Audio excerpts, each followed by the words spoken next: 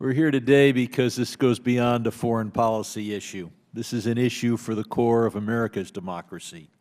The key issue is, did the Trump campaign collude with Russian hackers in the cyber burglary of the Democratic National Committee and related entities?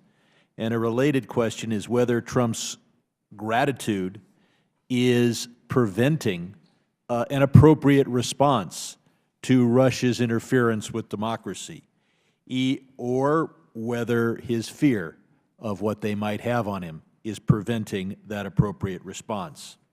Mr. Chairman, we need more than one hearing on this subject, and we need ultimately a 9/11 style commission. That's why so many of us have co-sponsored the Protect Our Democracy Act. The ranking member mentioned his bill, the Ingle-Conley Secure Our Democracy Act, because we do need tough sanctions to respond to what Russia has done.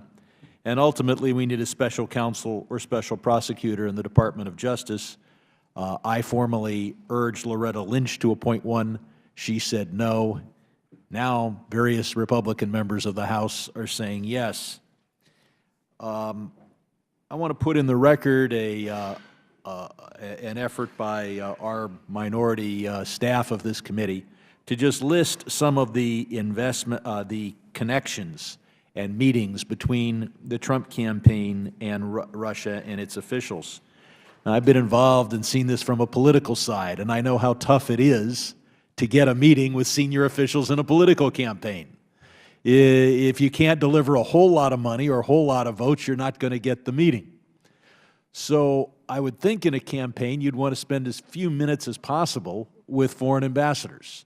Ambassador Baer, does the British or Indian ambassador get a large number of meetings with senior officials? I mean, I'm sure they'd like them, but do they get them when they seek them, or is it typical to just do as few minutes of meeting as possible? I'm sure there are others who are much better placed to answer your question on a kind of on a consistent basis, but just anecdotally, it was not uncommon for me with the 56 other ambassadors at the OSCE to get a request from one of them that they had an official maybe in their government who was traveling to the U.S. And who wanted to meet with one of the campaigns.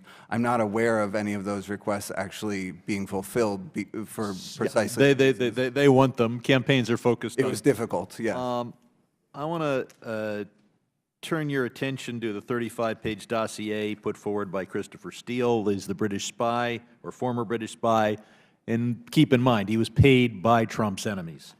Nothing in that dossier has been disproved.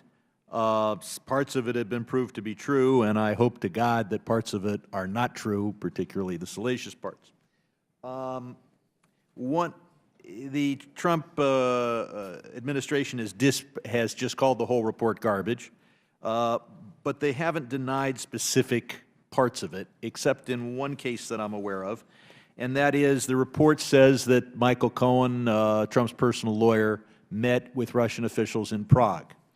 He responded by tweeting the front of his passport and stating, "I've never been to Prague in my life." Now, obviously, the front of the passport doesn't teach us anything, but it causes us to want to look inside the passport.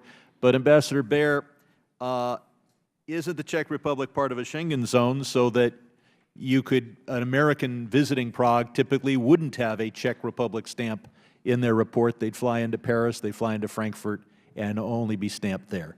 Does the absence of a Czech stamp mean an American hasn't been to Prague in their life? Simple question.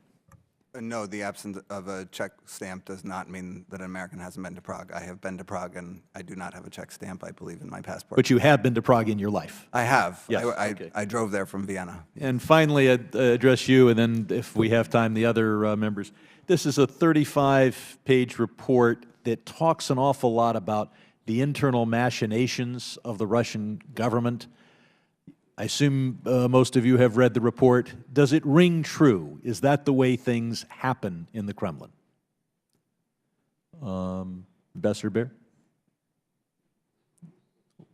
I think obviously, the Kremlin is a very complex organization, but I think it is fair to say that the Kremlin operates in a way that is difficult for us to imagine because it is so driven by the corrupt and authoritarian tendencies of the Putin Mr. regime. Doran?